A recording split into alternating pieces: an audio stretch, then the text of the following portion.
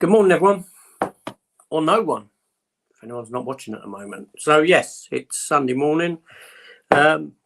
is at work. I'm not doing anything. I thought, why not just, go live for a little bit. Yeah. So here I am. And at the moment, what I'm doing is I am trying to edit my pickup video for tonight. A weekly pickup video episode. I don't know, I can't keep up with this sort of thing. But yeah, how's everyone been? What's been happening? I have to say that I'm having a hard time at the moment. Yesterday, my hay fever was horrendous. So today, being Sunday, I'm not doing anything. I'm not going out. I've got the windows shut. I've essentially boxed myself in. I'm keeping myself locked in, and yeah, it was hideous yesterday. Hideous. I was just sneezing away. My eyes. I don't know. I hate hay fever. I hate the summer because of hay fever. But there you go. What can you do? What can you do? It's one of those things, isn't it? But yeah, so I'm editing a video at the minute. I'm editing. I'm doing the thumbnail at the moment. It's for my pickups for the week later. Yeah. So how's everyone been? Leave any comments. Ask me any questions you want. Like I said, this is impromptu. It wasn't planned. Obviously, I haven't been live for a few weeks now. The last live that I'd done on my channel was with the two Lukes, young Luke and Luke from down in Yeovil. And obviously Luke's younger brother joined in as well. Young Luke's younger brother. And I haven't done a live since, no. And I haven't been live with Matt either. Not for any reason other than the fact that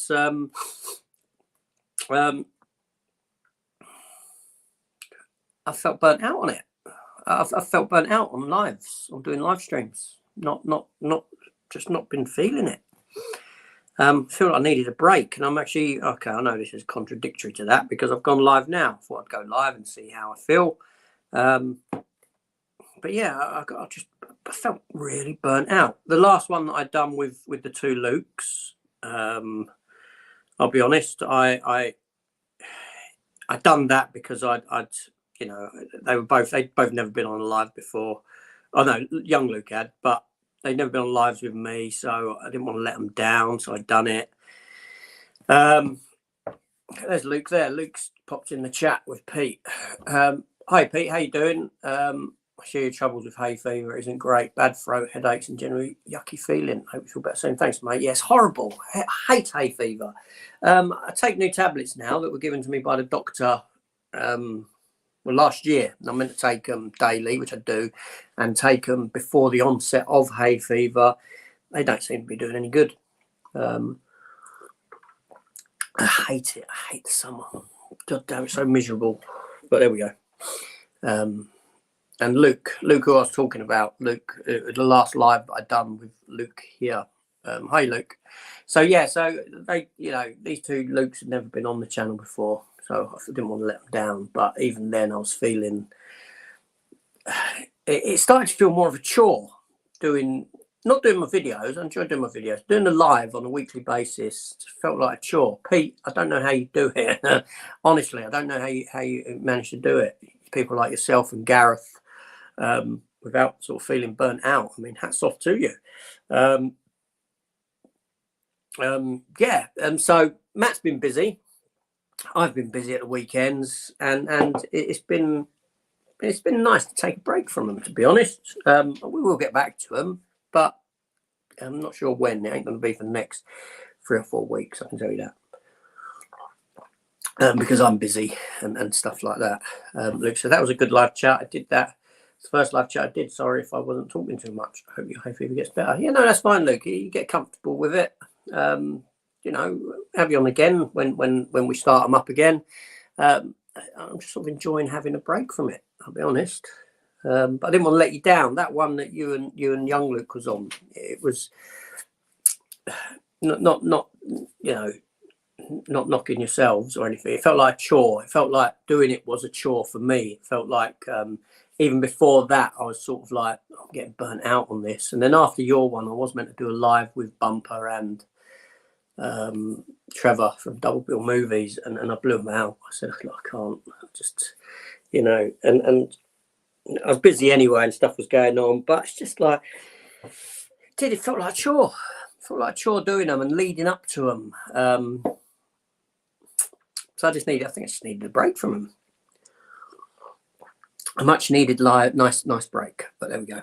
So has anyone got any questions or anything going on? Let me know. And I've got to do this video of mine. This for tonight. I'll put it at 6 o'clock because I'm actually, ironically, I'm going live tonight, but over on Gareth's channel, Video Tasties, because we're watching Star Trek 2: The Wrath of Khan, the best Star Trek film. We're watching that. It's 41st anniversary of it or something, and he's asked me if I want to do it. So I'm not going to say no. I'm going to let him down. Old Gareth over at Video Tasties, he needs all the help he can get. Yeah, so there I am, supporting him. 7:30. That's that. Sorry if I'm. I will get this done. I just want to do my thumbnail for the video that I've got up later. I don't like that. I don't like what I've done there. That's better. Bootleg of the week. Yes, you'll find out what that is later. If you watch. If you're watching. Luke said that Wedlock Steelbook Blu-ray looks awesome. Blind Fury should get a Steelbook. I've got Blind Fury. Blind Fury is a good film. Rutger Hauer, yes. And Thingy's out very soon, isn't it? Which I have got on pre-order. Wanted Dead or Alive with Rutger Hauer. That's out in a couple of weeks. Is it? Is it a couple of weeks or a week or so? Yeah. Looking forward to that one. That's the one where he sticks the grenade in someone's mouth and pulls the pin out, I believe. It's been a long time. I'm sure that's in that one. Look at my hair. I thought my hair was sticking up. It's nice. Top of Big Ben in that picture. I did watch Morbius yesterday, and it wasn't great, but the 4K looked amazing. Yeah, Sony do a great job on their 4Ks. They really do. Any Sony release, you can guarantee looks fantastic in 4K. But no, Morbius was a bit of a misfire, wasn't it, as a film? I don't like Jared Leto as an actor, but I thought that he was suited to that role. I thought he was very good in the role of Michael Morbius. And I wouldn't mind seeing more of them. But unfortunately, yeah, the film was a misfire. At least Sony get the animated Spider-Man films right, Into the Spider-Verse and Across the Spider-Verse, which was an amazing sequel. Seriously, this is... I've got to wonder whether it's on par. It's on par with the first one, or possibly better. And it does leave you with that Empire Strikes Back kind of a feel to it. Back to the Future 2, Empire Strikes Back. It's an amazing, amazing film. They just blow me away. Sony do fantastic. There's Matt there. Look, Matt. Hi, Matt. How you doing? I was saying a bit earlier in the stream that you know, our lives will start up again at some point. That both of us have been somewhat busy, and I've been a bit burnt out on doing them. Like I said to you, it's been quite nice having a break from them. They started to seem like a bit of a chore, if you know what I mean. I don't know why. I don't know. That's something I need to explore. But I thought that I would just sort of impromptually go. I was laying in bed. I've been up since early because I took my wife to work. I went back to bed. I've got up again. I've had breakfast, done a bit of filming, and I went and laid down again. I thought, nice, because I'm not going out. I'm not stepping outside the front door. Windows are all shut because of the pollen count out there, and it was killing me yesterday. It really was. I just feel shattered. I feel shattered because this morning I was up at 3:45 to drive the missus to work. Yesterday I was up at 3:45 to drive the missus to work. I didn't go back to sleep yesterday. I then went shopping for my dad at 7 a.m. He's getting older. You know, I'm going to have to move him in here very soon because his mobility is getting far worse. And you know, I'm going to have to take care of him here. And yeah, and then what I do then in the afternoon we went over to my wife's daughter's for dinner, and I just, oh Jesus Christ, and yeah, and it's just been a horrible hay fever weekend. I started before we went, and I laid down on the sofa. I covered my eyes over, dozed off. Then on the way home, I was sneezing. Then last night here, I was sneezing. And today, I'm not stepping out. I'm just shutting myself in today. I'm not even letting any air come in this flat. I'm not opening the windows. I'm not going down into the garden. I'm not doing nothing. There we go. Mrs. is at work. Matt said, yeah, a few things have come up, so we'll be leaving live streams for a few weeks. Yeah, I know, Matt. It's makes sense. Leave the live streams till yeah, as and when. Like I said, this was just impromptu, and I only plan on doing about an hour. Being as early as it is, I don't anticipate too many people being on, and such a lovely day that people are probably going to go out and enjoy it, which alas I cannot do until the autumn. The autumn is my time. Seriously, my nose was so red. My nose was so sore yesterday from rubbing it, from blowing it. I probably look like a cocaine addict or something. And sniffing, just constant sniffing, which is like, it really bugs me because the work that I do, I could actually be drug tested at any time, any moment in time.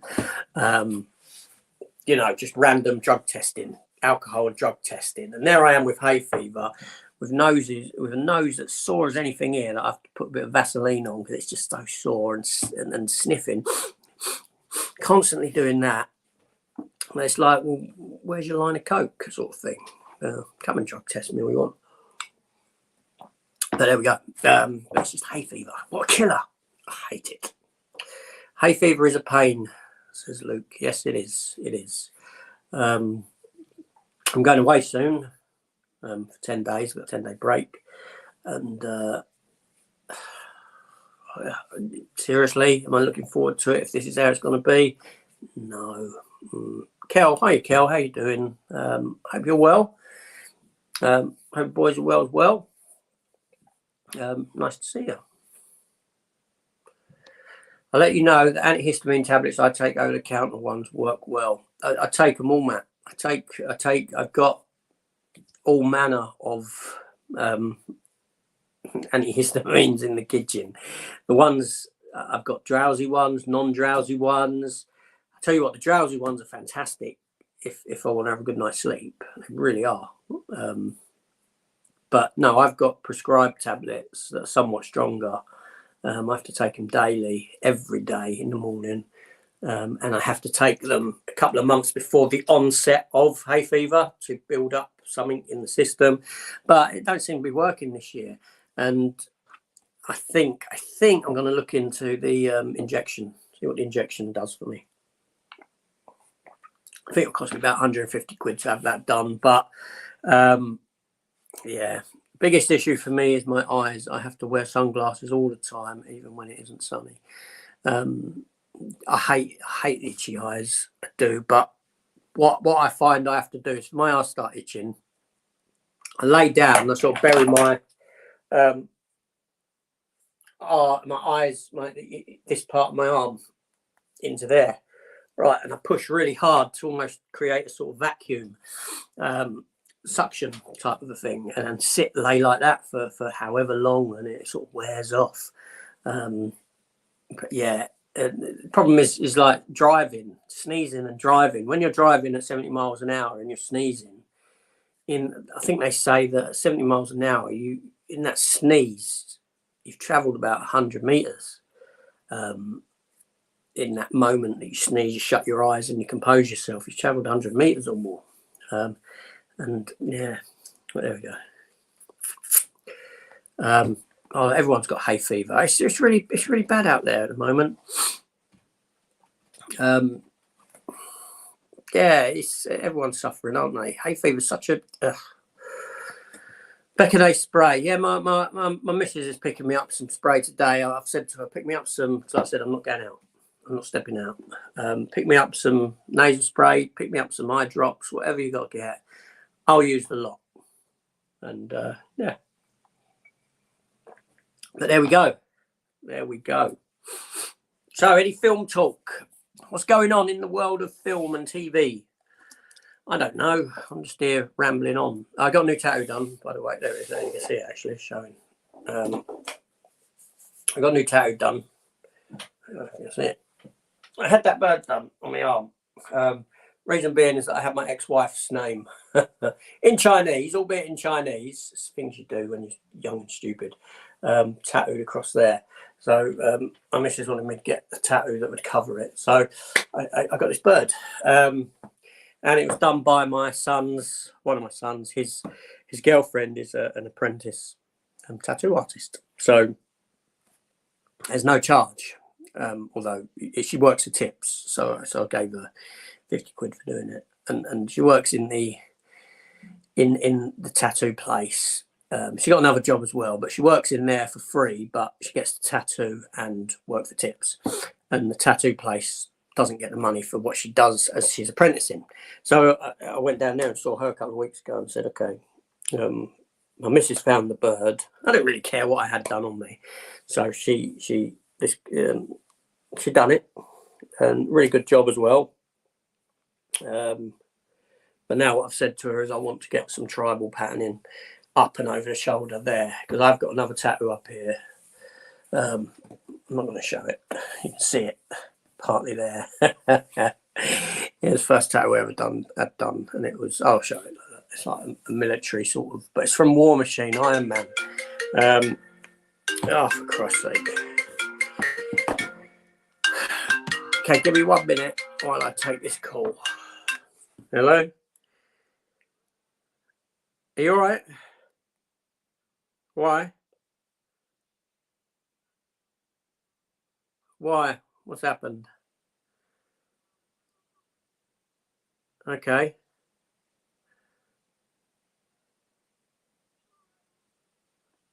Okay. And what? Okay. So what did you go out wearing? What's normal? Yeah. Well, you've overheated, haven't you? You're wearing too much. Yes. So, did you have your shirt on? Did you have a tie on? Then you're wearing way too much. You've allowed yourself to overheat. Why would you go out? It's hot out there. The sun's warm. If you've got a shirt on, which is done up with a tie, then you've got a jumpery thing on, and you've got your jacket on. Okay, well, you need to relax, rest. And why, do you need me to come over? All right, well, we'll just... All right, okay. Well, take some fluid as well. Drink some water. That's the other thing. Is you don't drink water. You just drink tea. So hydrate. All right? All right, I'll give you a call in an hour, all right? How do you feel at the moment, all right? How do you feel at the minute? All right, we'll get some water in you. Just get a glass of water and drink it. Yeah, all right? All right, all right. All right, speak to you a bit later. All right, bye. Oh, okay, that was my father. He's getting so old. So he's taken the dog out this morning for a walk, and he's come over dizzy. While walking the dog, and he's been brought home by a couple of other people that out walking their dogs as well, and was under strict instructions to ring me, but he doesn't help himself. So he's gone out in a shirt with a tie, which is done up. He's got cardigan-y thing on that he wears, and then a jacket over that in this weather. What do you think is going to happen? So as you heard, I've told him to take some. I'll ring him in an hour and see how he is. I'm not going to rush over there. There's no need. He's just, I know what the problem is. And he doesn't drink enough water. He just drinks tea, and tea's no good. There we go. He'll be all right. I'll check on him in an hour, and if I need to go over there, I will. And that's why he might have to move in here soon with me, so I can look after him. It's the least I can do. He looks after me as a kid growing up. I look after him in his old age. I do have 2 brothers and a sister, but let's not go down that road. One's living in Scotland, so I can't, fault him whatsoever. But my sister and other brother are relatively close. I could do a lot more. What comes out tomorrow? I think Shazam is out tomorrow, Matt. And do you know what? I haven't got it pre-ordered. And I've got no intention of picking it up tomorrow. What else is out? Shazam is out. The RoboCop TV series, I'm hoping is out. I have got that pre-ordered. I want it, even though I've got the German version. I want to swap it. If you get my meaning. The German version is out. The English version should be out, but it vanished off of DVD.com or Blu-ray.com as a release date, but still shows a release date on Amazon. So I'm unsure whether that will make it out or not. Fingers crossed. It keeps getting put back month after month. And you know what? I don't mind the RoboCop TV series. Right? I know it's not RoboCop. I know it's not violent and satirical as what RoboCop is. As the film, but seriously, RoboCop is a one and done movie. It truly is a one and done movie because the story's been told. By the end of that film, the story, what they're telling, has been told, and there's not much else you can do with it other than what RoboCop 2 done, which was have him fight another robot, and RoboCop 3 even. No, hats off to RoboCop 3 for doing something a bit different with the story of gentrification. At least that gave us a bit of a story, but it did delve into sort of other robots with the Japanese samurai robots. But so all you can do really with RoboCop is go the route of police procedural, or here's a bigger robot for you to fight. So we've got a bigger robot in the films. Police procedural is what the TV series gave us, but toned down. And it didn't really bother me at all. That didn't. The only way I could see a RoboCop sequel working is if you focus it more around the story of his wife and children and them finding out, which I know that the second film did delve into, but not a great deal. And your emotional core of the film is revolving around them and finding out and what that does to them. That's my opinion anyway. But yes, I don't mind the RoboCop movie. I remember back in the day when the pilot episode first aired in America, and the video shops over here would rent it as a pirate as RoboCop 4. The Empire Screams Arrow set will be the first to have the Empire International Pictures movies released to Region 2 format. Oh yeah, you're getting that one, aren't you, Luke? I think you are, because you keep talking about it. No, I think that's one you're getting. I don't know what else is out. Like I said, Shazam, but there's a much nicer steelbook version from Germany which hasn't got a date yet, as far as I'm aware. And there's probably a couple of other things that I have cancelled, not grabbing. Is Tulsa King out tomorrow? I think it might be. I don't know. Kel, I've been looking for Split Second with Rutger Hauer. If I spelt it right. You did spell it right, yeah. No luck, but I did find Battle of the Bulge, Platinum Blu-ray, for £3 charity. Yeah, Split Second's available. I do have Split Second upstairs in the collection. Kim Cattrall stars in that film as well. Set in a flooded London, and it's the very first on-screen appearance of the Marvel Comics character Venom. I say that in jest. If you look at the creature at the end, when you do see it for all of a split second, it certainly taking its inspiration from Venom, Marvel character Venom. It's actually a really good, copy. Back before you could do Venom as a CGI creation. Thoughts on YouTube Shorts? Do you think they help a channel with exposure? I've seen sub counts go up and down with them. Yeah, YouTube Shorts do when they land.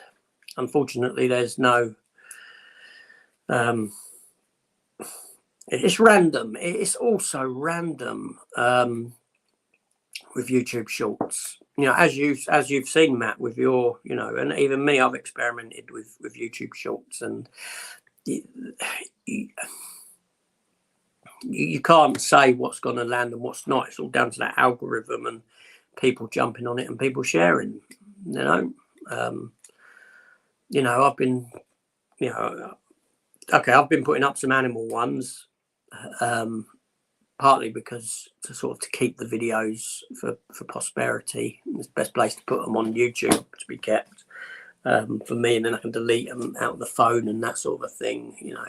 Like me feeding that deer and things like that.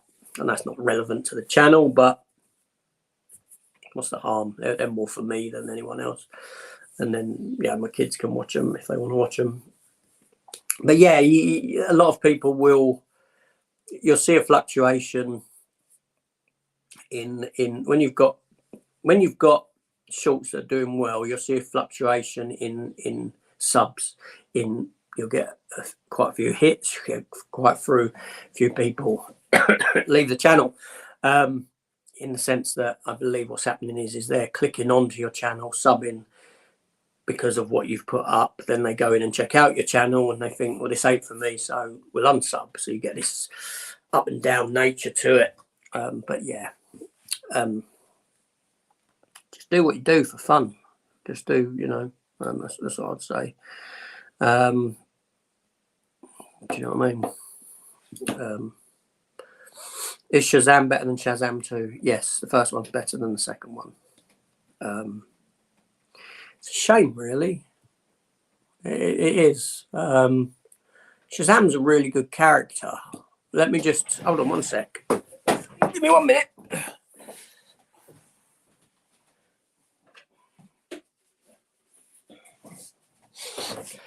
Just jump into my bookshelf, because on the bookshelf I do actually have a hardback Shazam book, which I've had for I've had this for donkey's years.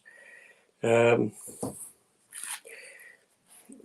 by Jerry Ordway, who was actually I don't know if he's still working, actually, a fantastic. So he used to draw Superman a lot. This is The Power of Shazam, or Captain Marvel before Marvel got the name. But yeah, the first film was better than the second film. Yes, second film was again. I don't know what they're doing. I don't know. Let's see what Flash brings. Very random though. No real reason why other things do better than others. I think it's just luck as to when it lands, and if the right person, a couple of people see it and share it and things like that. I don't know. There's no point in trying to play the system, so to speak, really, I think, or just enjoy what you're doing. And as you've seen, Matt, and I've seen before, you have you've seen sorry, I was trying to thought my phone went off. You've seen what am I talking about? I'm like, my phone went off and now my mind's just gone blank.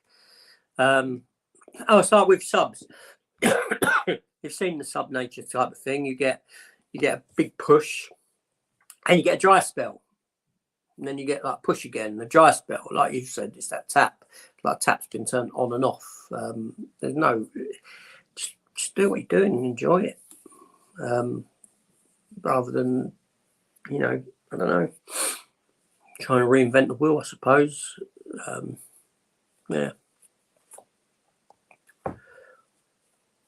YouTube Shorts is really for update reasons for the channel, really. I think it's for what... Is it?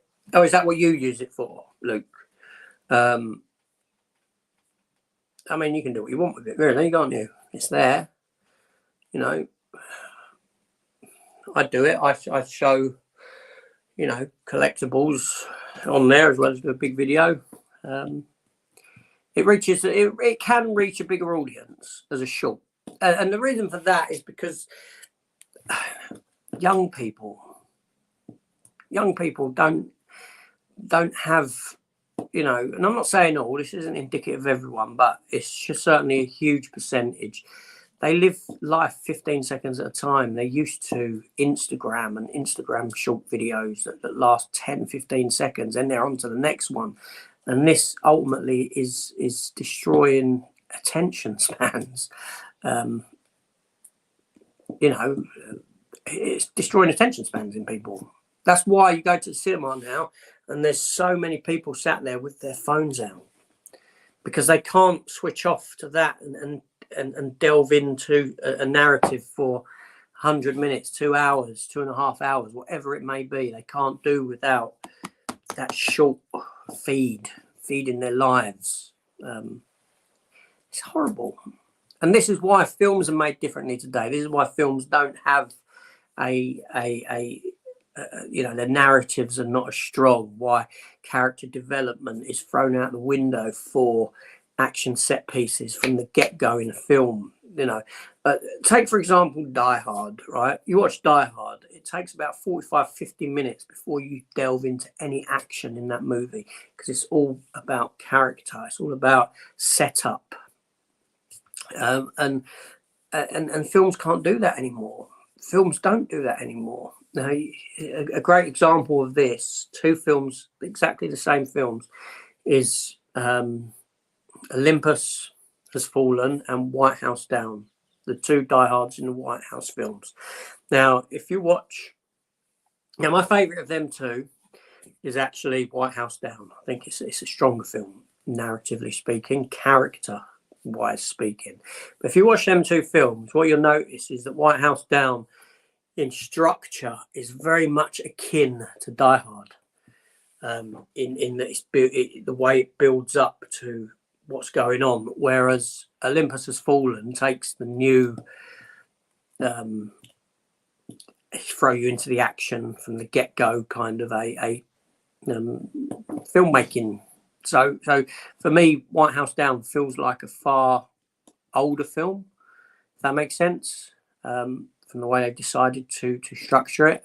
And for me, it plays as the better film because I spend more time with character. I spend more time with getting to know these people before I'm thrown into the action. There's more suspense built up. And unfortunately today, people just don't like that. And for that reason, YouTube Shorts is a good way of exposing new people to your channel. Yeah, it's a hobby, nothing more, just a bit of fun. Yeah, agree, says Luke. It's about having a good community of people who enjoy the same passion, film and collecting. Yes, it is. 7,500 or 7,500. Yes, that stars, what's his face?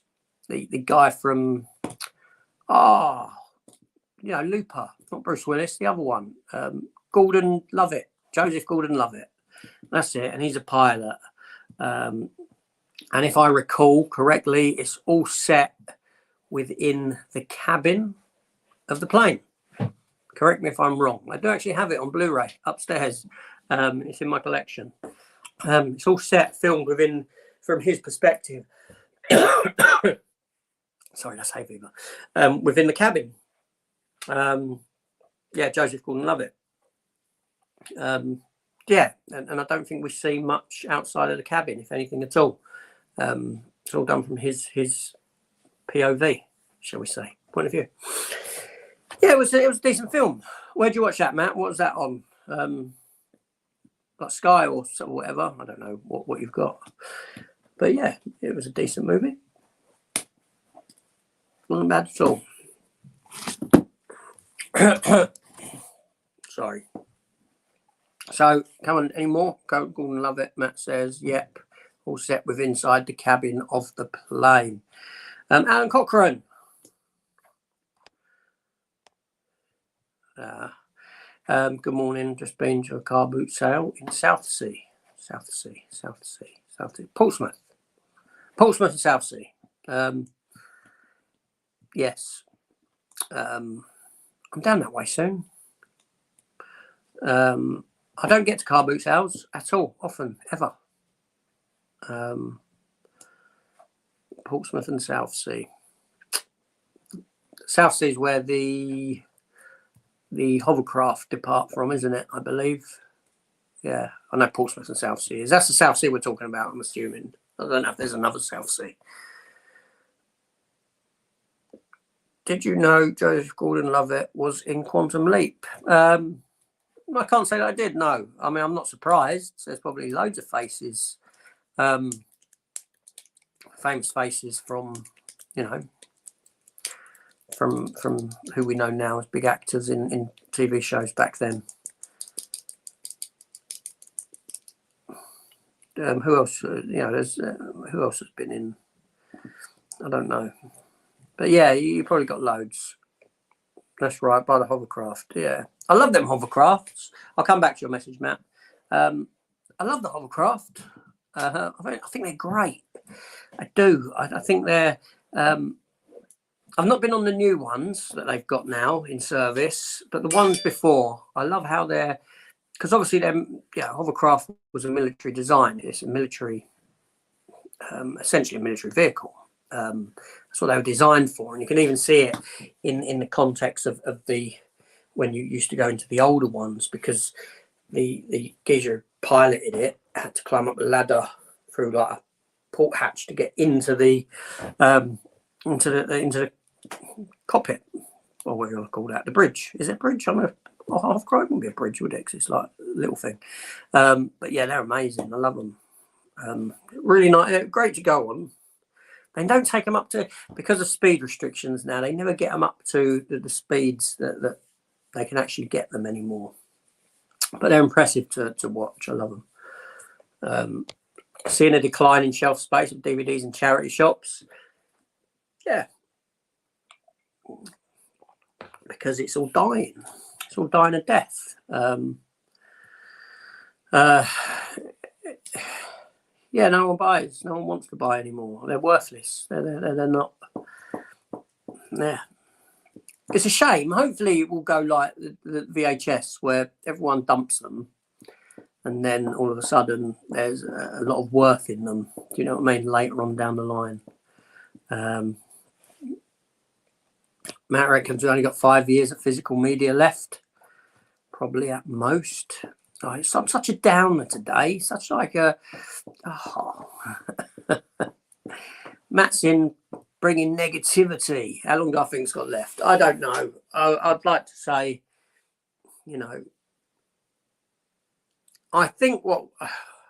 Because I've done that video the other day, didn't I? With the comparison with the comic book marketplace and how I see the similarities between what the comic book world went through a few decades ago to what the DVD world is going through now, and the attempt to try and increase sales with special edition versions of stuff, loads of special edition versions of stuff.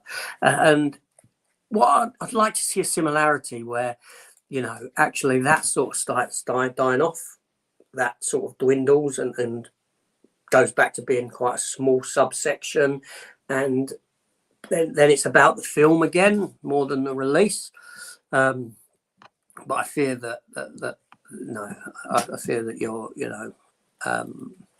for the mainstream, 5 years time you won't sell anything, and it'll be mostly online. As we know, HMV is the only real store that sells physical media now, and they've turned more into a toy shop than anything else, selling collectibles. I don't know. I've just finished hoovering. Talking about hovercrafts, and he's hovering up. Dr. Impossible, hoovering up some network tiles on DVD and Blu-ray before they go out of print. Minder, Dennis Waterman Years and Scorpion Tales, plus the Saint full colour series. Good morning. Yes, Network. I said sorry, it's hay fever related. Network, the company, gone under.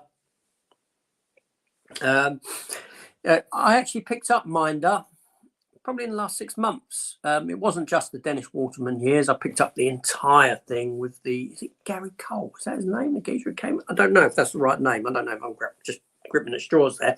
But yeah, I've got the complete series of it. I still have a lot of Network stuff. Dempsey and Makepeace. Who remembers Dempsey and Makepeace? Glennis Barber and geezer who became her husband. I forget his name now. Yeah. Sad days really when Network have gone. Will anyone else pick up the rights to this stuff? Probably not. Probably won't see much in it. You might get a few titles picked up by someone else, but who knows? Time will tell, but it's sad really. £15 the Isle of Wight. Ride takes about 10 minutes. Yeah, it's very quick. It's great. I love the whole craft. Yeah, it's great. Most anticipated summer blockbuster. It's got a bit of Flash at the moment, but I'll tell you, Flash is going to be hard pushed to beat Spider-Man Across the Spider-Verse. Seriously, that film it just blew me away. That film. What amazes me about those because even after that, I'm halfway through it. I stopped it. Going to bed. I was watching Spider-Man Into the Spider-Verse, and these films are so well crafted. Not only do they look beautiful, but there's more character in these animated characters than what there are in live action characters. It's almost like these have been directed like a proper film as opposed to an animated film. Like you could just see it as a live action movie, minus some of the jokes and silly bits, but that work in cartoon it wouldn't translate into film. But that seriously, that second one, it's just I've pre-ordered the steelbook. Of course, I have. It blew me away. Wow, it was it was great stuff. But yeah, the Flash, I'm looking forward to. Even Indiana Jones, I'm looking forward to Indiana Jones. Okay, it really bugs me that I go onto YouTube and I see so many channels, so many not within our community or anything, but I'm talking about the film channels bashing Indiana Jones: Dial of Destiny, right? And everyone jumping on to this rhetoric that this is a bad film. It might be a bad film, right? But as I go in and say in a comment, you know what? I'm going to do something novel here. I'm going to go and watch the film and I'm going to make my own mind up about it before I buy into the narrative of you lot who haven't even seen the film, right? Just going on other people that have seen it, that it's a bad film. That winds me up, right? Because essentially they're brainwashing. They're putting you in a place where you're like, yeah, this is a bad film. I'm going to jump on that bandwagon. Well, I'm going to go and see the film. I'm going to make my own mind up about it, whether I enjoy it or not. It probably isn't a good film, right? Probably ain't a great film, right? But you're trying to recapture a magic of a trilogy. Forget the fourth one. Right, but a trilogy from an era when most of us were quite young and more impressionable, and we grew up on these films, and we ourselves are now far more cynical individuals than what we were back then. The world is a far more cynical place, so we go into these films and we look at them with a far more cynical eye than what we've seen before, than when we could sit down and actually enjoy a film because it was a film. And now we have to scrutinize it. We have to see people scrutinize it. People who haven't even seen the film jump on to this narrative bandwagon, jump onto this rhetoric that this is a bad film because they want to see failure. They want to see films. it blows my mind that they do this. It really does. Watch the damn film yourself and then tell me that it's a bad film and I'll listen to you. Don't tell me it's a bad film based on what other people have said, because I'm not going to listen to you. I'm not going to buy into that crap. Network suffered due to high retail pricing on titles. When they had flash sales, many of new titles were dirt cheap. Network loses out. Yeah, and that's exactly what's happening. This is what I'm saying. It's a case of, are we, me myself, do I hinder the industry? Yes, I do, because one film that I picked up this week. I picked up from Amazon Batman Doom That Came to Gotham. What the hell's Gotham? So I picked it up for $6.99. Right, it came out, I don't know, a couple of months ago, double that, and I didn't buy it because I waited for it to drop in price. Now, Amazon, HMV have bought them at full price, so they have got that money. However, I'm now coming in, I'm buying it at half the price. So the money that Amazon make is far less. But this means a knock-on effect to more being bought and things like this, to, from the retailer, from the main retailer, to put out there, because people are waiting for the second-hand market, or for the market where it's been reduced in price. But I'm not against that. But then that's counterproductive to the hobby that I'm indulging in, because I'm not helping. You're not helping when you do that. But then we do it. And I'm not going to stop doing it, because at the same time, I've got to help my pocket. It's a self-fulfilling prophecy of disaster that is caught in. And yeah, that's the sort of thing Network would have happened with Network. It's like HMV and their premium editions. No one buys HMV premium editions brand new. They wait for the two for £15. And because they don't sell when they're brand new, and they sell when they're on sale, it says to HMV, why are we even producing these? Because we're not selling them at that full price. We're not making the money we should be making on them. So it's not cost effective to have these things produced. There we go. Go on now, AJ. I've been picking up Jerry Anderson series in Blu-ray from Network and The Prisoner. Just in case I got print. Stingray is the one that I keep looking at. I want Stingray from Jerry Anderson. Yeah, that's the one. I've got Space Precinct and things like that, and Terrorhawks.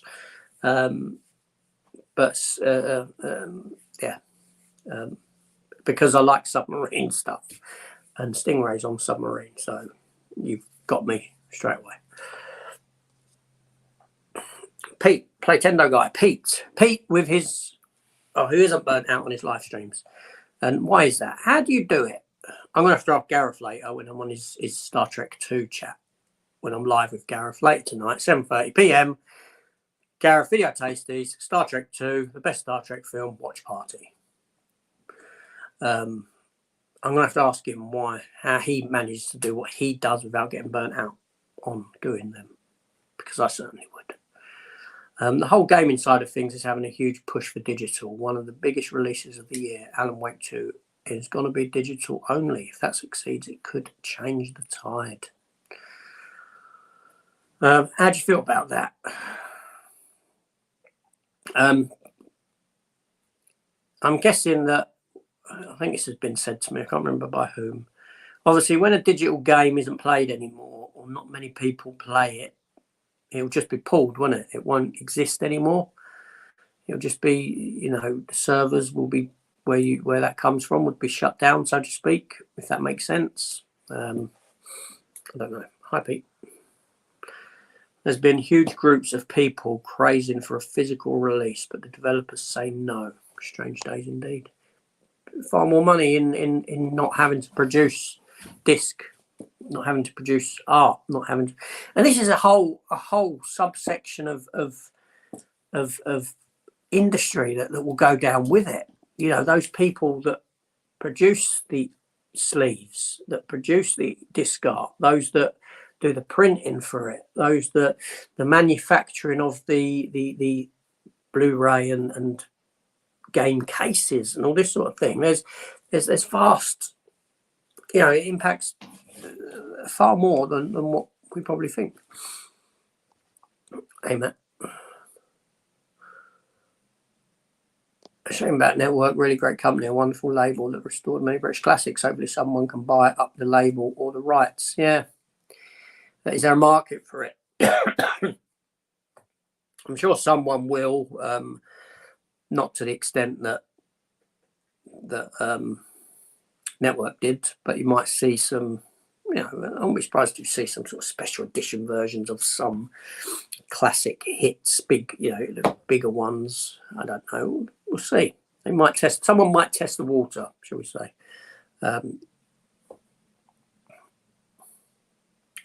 Major media corporations know anything about the majority of the population of streaming. Physical media collectors are in the minority. End result, the majority get streaming. That's absolutely right. It is the minority, and the minority doesn't matter because, let's be honest, that minority shrinks by the day. It shrinks on a daily basis. You know, people have only got so much money that they can spend on stuff. You've got higher prices on food, on you know, gas, electric, petrol, whatever. I know there seems to be a little respite from that coming, but it's not going to be back to how it was. So you've got all this other stuff that's increasing in price. So obviously what suffers is people's interests, hobbies, whatever it may be. So in that sense, you know, the physical media market is shrinking on a daily basis. It is. That's you know, that goes without saying. Obviously, there might be some markets in the world where it's still very strong. I don't know. Someone mentioned Japan to me in a message, that Japan was very strong with that I was wrong and this sort of thing. I guess, you know, okay, territorially, regionally, Japan might still be strong, but the fact remains, but on a worldwide basis, it's in decline. You may have some pockets of strength out there, but when everything else around you is in decline, you know, you only got to go in the high street and you can see that decline. That decline is in your face. You know, that's why HMVs are, you know, a few and far between now. That's why you don't have Our Price and whatever other outlets there used to be. Virgin used to have stores, whatever it may be, right? For whatever reason they closed down. But yeah, Woolworths on the high street. WH Smith ain't even worth talking about because they're just priced through the roof. They always have been. I don't think I've ever bought physical media in WH Smith. Most of the supermarkets have dropped physical media. CEX don't want your DVDs or your Blu-rays, a lot of them. That's why they offer you 1 pence for them, to make it not even worthwhile for you to step in their door with them. That's why they give you 1p. So you don't trade them in. Who wants to trade in for 1 pence? I saw a geezer walk in with 2 bags of DVD once in my local, and they said to him that, you know, they're all going to be like maybe 1p each.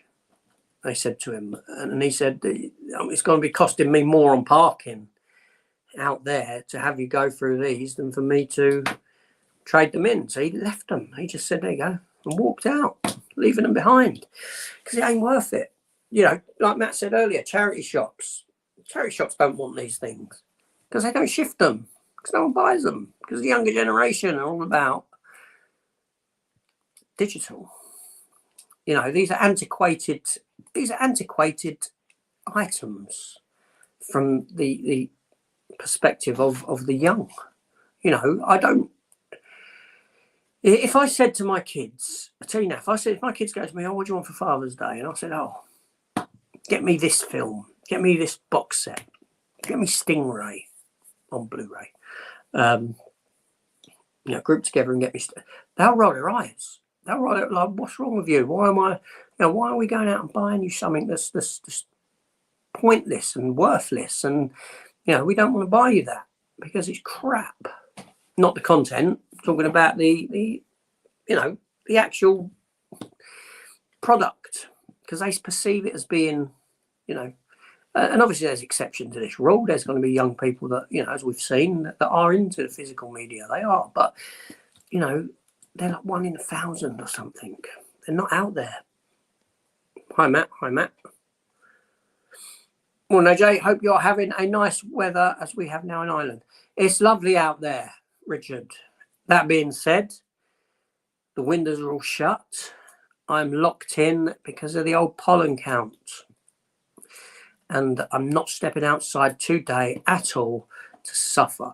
In a few weeks' time, I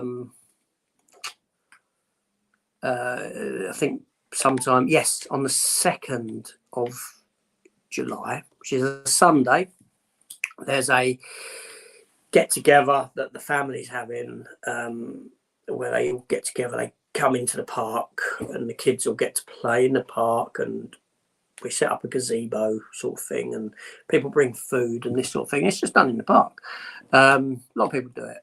And I said to my missus last night, I said, if I start suffering over this summer that I have, like I did yesterday, I'm not attending that. I'm not going to it. You have to go on your own. And she said, yeah, I totally understand, because I'm not going to sit there eyes streaming, nose running, sneezing, coughing. It's a miserable bloody time for me. Hate the summer. No, seriously, I dislike the summer. I like the cold when I ain't got pollen. But yeah, it's a lovely day, Rich.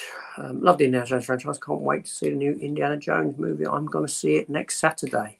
Wow, is it out that quick? Is it out? Seriously, I might. It's so busy for films, isn't it? What date's that out? Because I know that we've got this weekend coming. We've got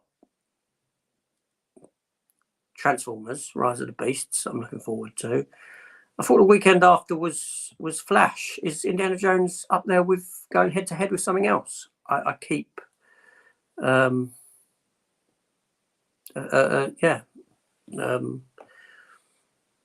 don't keep up with the dates, and I'm not seeing it advertised on the side of buses or anything like that. Leo, Geek Legion of Doom, did a good video yesterday, 10 things you won't see on his channel. Okay, I'll check that out. Most anticipated blockbuster for Richard is Meg 2. I'm looking forward to Meg 2. I had a little debate with someone earlier because he said, do you no, not to me, he said in the comments, just seeing Jason Statham with a samurai sword attacking a shark. He's talking about a bit where Statham's on the jet ski, pulls that thing out. Someone else said, you mean a katana? And I said, that's a spear. That's a spear for a spear gun. It's not a sword. And they've gone to me, oh, you need to watch it again. So I said, okay, I'll watch it again. So I watched it again. I slow-moed it. I paused it at that moment. And he's clearly holding this thing at the center point. So it comes out like that. And there's a lump on it, like so, which does, admittedly, at quick glance, could look like part of a handle. But it's not. It's clearly a something that's tied to the spear. Something like, I don't know, it could be a tracking device. It could be a bomb. It could be... I don't know, but it's not a katana, samurai sword, whatever you want it to be. And I've seen other people say this. Oh, he's got a thing on his back with several of them in. Bloody samurai sword or a katana. I don't know if I've got a reply on that one. See if I've got a reply, shall we? I'm just curious to see if he came back with anything.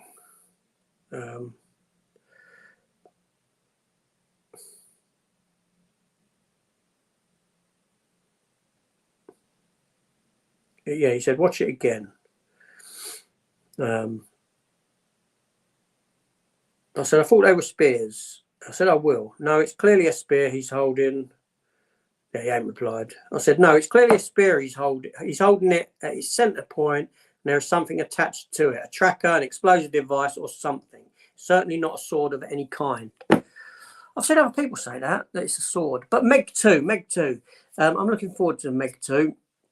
I enjoyed the Meg 1. It was okay. It wasn't. I like shark films, big budget shark film, but it's not. It didn't deliver what I wanted it to deliver. It feels like it's still lacking. There's something lacking in there, and I feel that as much as I'm going to enjoy the second one, there's still going to be something lacking within the movie. I don't know if that's because I've read the books previously. Yeah, I used to read. I'd always save a Meg book for when I was on a cruise. I went on a cruise. I'd take a Meg book with me, and then I'd just lay there reading it. I don't know the fact that I was on water just sort of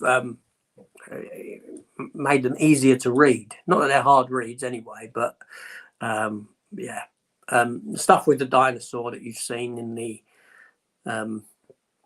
trailer.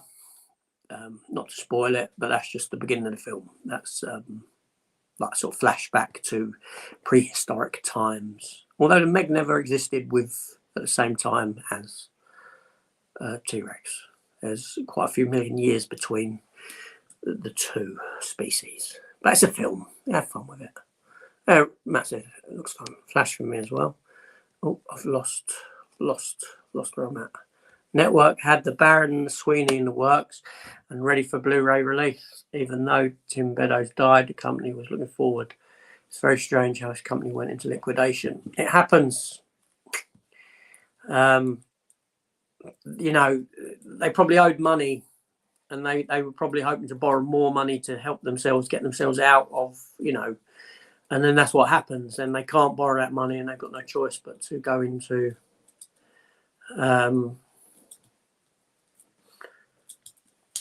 you know what I mean? Yeah, early reviews of Indy 5 are very poor. But this is what I'm saying. You've got to go and make your own mind up about something. Yeah.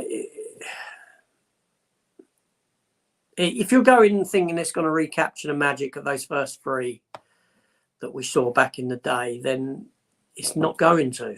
It's not going to. I can guarantee that now. You know, is the last one, is Kingdom of the Crystal Skull a bad movie? Not really. It's got some misfires. It's got some missteps in it. It does a lot quite right. It's the worst of the four. I'll admit that. It's not needed. It wasn't needed. I admit that. This film won't be needed. But would it be a terrible film? Was that a terrible film? I can still watch Indiana Jones and the Kingdom of the Crystal Skull, and there's elements in it that I enjoy. And there's a good film in there in bits. But no, it's not a great film, but it's not as bad as what people say. We'll see what happens.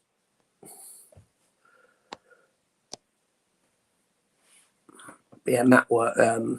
Yeah, the old matte paintings that they used to have. Great physical stunt work, practical effects work. Yeah, and that's it. You're exactly right. This is because filmmaking has changed. Filmmaking is not what it used to be. So these elements are all done differently now, and it gives the films a different feel, a different vibe, and so you're not vibing with it like you would back in the day. You know, I still appreciate good old model work. Nothing was better than model work, and some matte paintings used to look fantastic. You know, they were spot on. They were really good. Network DVD has collapsed. I was looking forward to the Baron on Blu-ray. I emailed ITV. They're happy to stream it on BritBox in HD. And yeah, thank God for bootleg, eh?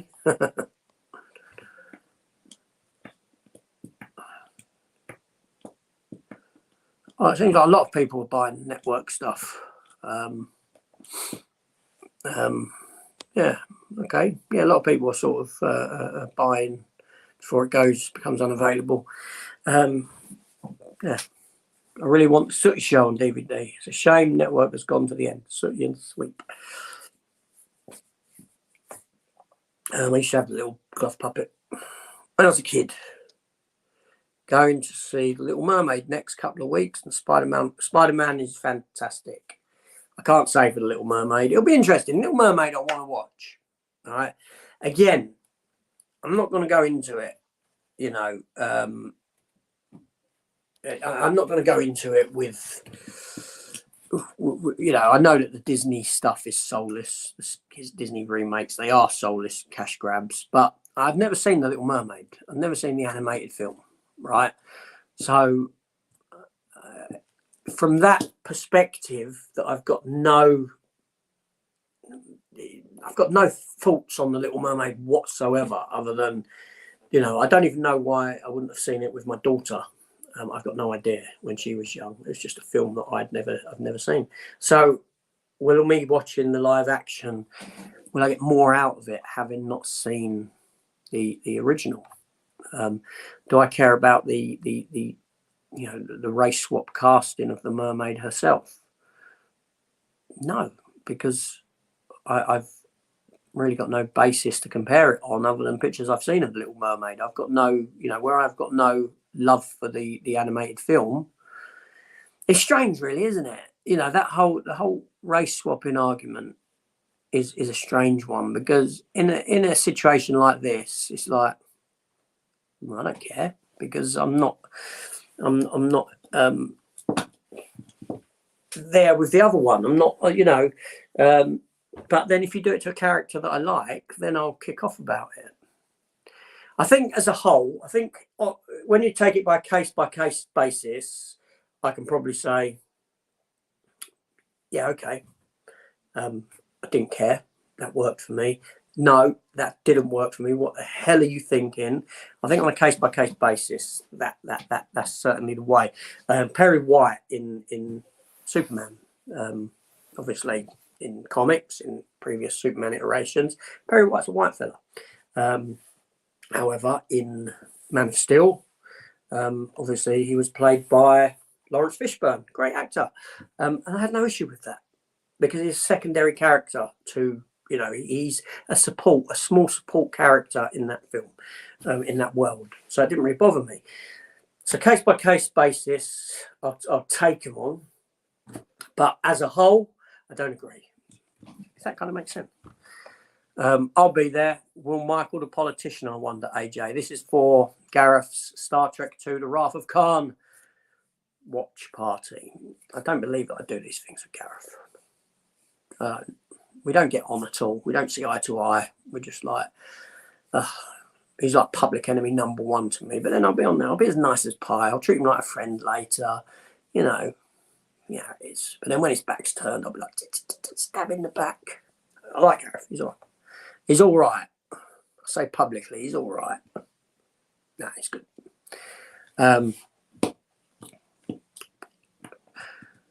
I ask Fabulous Films to do some more Thames shows. I might ask them to do the Sweeney instead. Yeah, drop the idea to them. Why not? Why not?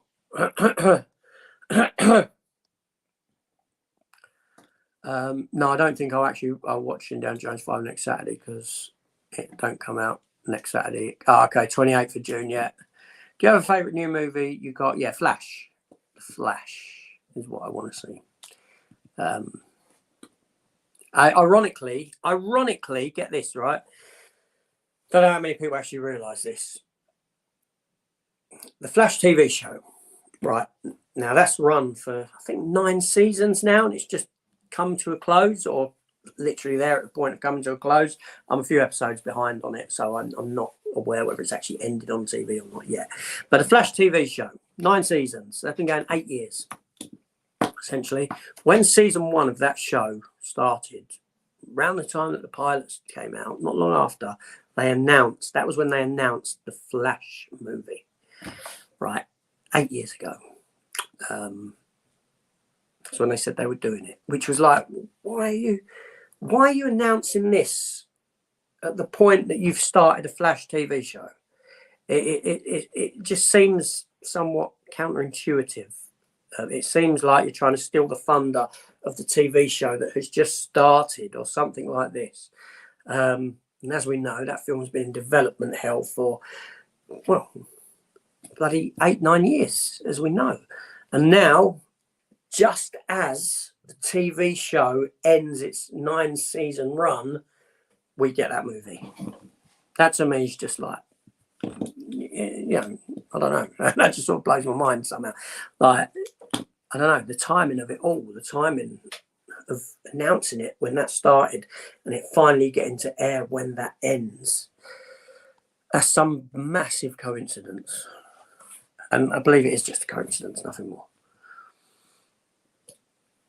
Might go out more until a new company takes over network. Yeah, it'd be interesting if someone steps up. I'm sure someone, a smaller company, might very well step up and say, let's give this a try, you know. I contacted Fremantle Media on Friday. They told me that they would only stream material from archives in the future. Network was in a very unique position. 25 years, that's not to be sniffed at. Quarter of a decade, no, it's not to be sniffed at all. They've done some good stuff. COVID was the beta test for streaming. The cinemas were closed and people were at home. The first steps towards total streaming. Yep, it certainly was that COVID advanced everything very, very fast. The plan was never to be where we're at now at this point. What if Jamie Anderson will stream The Protectors in HD on HTV on BritBox? I don't know. Oh, Rob, how you doing, Rob? Hope you're well. Hope you're feeling a bit better. And you've asked a good question there. Is it true that they're killing off the Punisher in the comics? 1 second.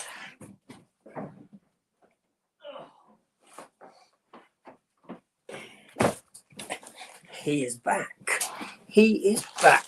So in this little bag here somewhere, I do have exactly what you're talking about. So this here is issue 12 of the current run of The Punisher, written by Jason Aaron and Marvel Comics, the who has destroyed the Punisher. Okay, so yes and no, Rob. The Punisher here in this series became like a sort of he used the Hand to his advantage, or they've used him. They've reset his entire origin. His origin goes much before the killing of his wife and kid in the park. In this iteration of the Punisher, in this very story, he's imbued with certain powers, right? Sort of almost dark magic type of thingy powers.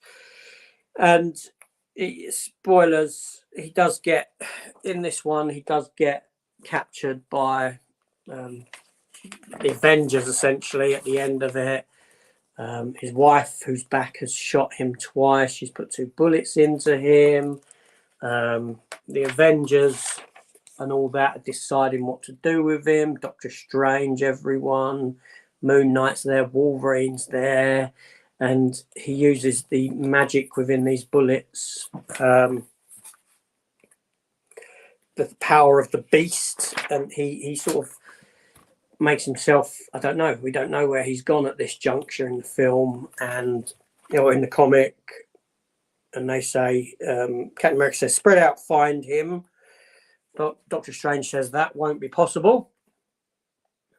He is no longer within this plane of existence. Wolverine says, what, you mean he's dead? And Doctor Strange says, I mean the Punisher is no more. Now, earlier in the book, they did set up a thing, because he's where he's imprisoned there, he's in the bottom of Doctor Strange's Sanctum Sanctorum, and Doctor Strange says a line that even he's got lost down there. Doctor Strange has been lost himself down on that bottom part. So this ends with his wife, who's back alive, heading off with a pregnancy test with a load of money and leaving New York. And then we do come to find out that in an epilogue that the Punisher is in a place called Weird World, finding these kids and protecting them, taking them to sort of sanctuary there. And when they ask who he is, he says it's not his war anymore anyway. And he says, Frank, call me Frank. And it ends like that. So Marvel have an issue with this character. They have an issue, Disney have an issue with this character. They have an issue with what he stands for, the violence therein with the character. They have issue with how his symbol has been used outside of Marvel Comics by others, because as you know, in here he's got this stupid symbol there, right? And all I can say is that I've read Punisher since the mid-80s, and I've gone back and got everything prior to that, and this here is the worst damn Punisher comic I've ever read. Right, I've read through him being an angel, where he was killed, and he came back essentially as an angel, able to pull on heaven's weapons out of his trench coat, and he had this silly glowing thing on his head. That's the second worst. To this, that is the second worst Punisher comic I've ever read. I've lived through them turning him in getting killed and turning him into Frankenstein's monster, which I didn't mind, because I knew it was only going to be for a year, and it was a fun story nonetheless. It was fun. But here, obviously, in the comic world, they could bring him back. You know, they could reset like they did after the Angel thing, when they done Welcome Back Frank, which was the precursor to 2004 movie, and the video game that they've done, which got its inspiration from Garth Ennis's Welcome Back Frank run. They could do something like that again. So, but the problem lies in his, in the character and the violence related therein, and Marvel Comics, Disney, not seeing a place for this character. That's the problem. Now, Marvel, Disney have a strategy when they're with their comics. Whenever a TV series starts or a new film comes out, in the lead up to that film, you will get a comic book of the character of that film, of whatever, or a character therein as well, because they're trying to push sales on the back of the film going public, that they will buy into the comics. So where the Punisher is returning in the Daredevil Born Again TV series, what iteration we get, he's not going to unearth John Bernthal again, but I don't believe he's going to be anything like what we've seen in Netflix. It'll be toned down somewhat, obviously. It's feasible that the comic world will then follow suit with a Punisher based more akin to what you get there. Time will tell. But as this story goes, Jason Aaron, it's frustrating. It's and from the get-go, from the very first issue of this 12-issue run a year ago, I think I'd done a review of it, and I even said then, they don't want this character. Marvel doesn't want this character. Disney doesn't want this character. There's something in this series that feels like a finality, that feels like this isn't just a story that's then going to be reset at the end. It feels more akin to, we've got a reason for changing this. And there we go. I feel your pain just hearing you talking about something you love changing so much. It does it's a destruction of a character. It's you know, it was such a simplistic character in the sense that, you know, it's a revenge story. Essentially his family get killed, and it's so simple. Family killed, doesn't know, does it, starts a war on crime to get at everyone. Now it goes back to the Hand, which is like an organisation from Daredevil, a sort of ninja clandestine organisation, being involved in the direction of his life since he was a kid, and all this sort of stuff. It's just they do have an issue. They're making an R-rated Craven film, yeah, but you see, the character of Craven doesn't stand for what the Punisher stands for. You know, the issue they have with the Punisher is that it's gun violence. Yeah. His skull has been utilized by. You've got police cars going around in America with this skull stuck to it. You know, military are using the skull on their, you know, they wear it on their uniforms. They spray it on some of their vehicles, whatever they put them on out there, on their vehicles, wherever, right? They use it. There's hate groups that are using the skull for their own ends, right?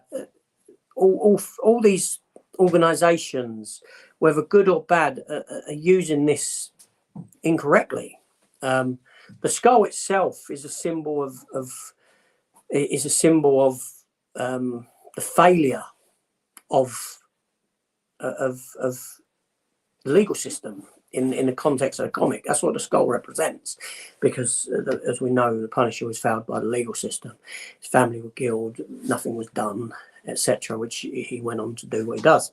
So it's symbolic of the failure of, but yet you've got police using it, you've got military using it, and they've even covered it in the context of the comic. There was a storyline where the police had it, and the Punisher told them basically a bit more to it than that, not just a case of them walking up to them and saying, "Oh, do you know what I mean?" But basically, you're misrepresenting what that skull means, and that's exactly what they're doing.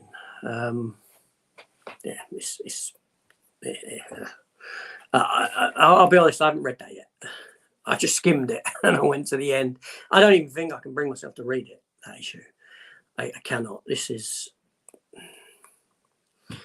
I'm torn, because I buy everything Punisher. I do, every comic book. And yet, if this is the last thing that I'm left with,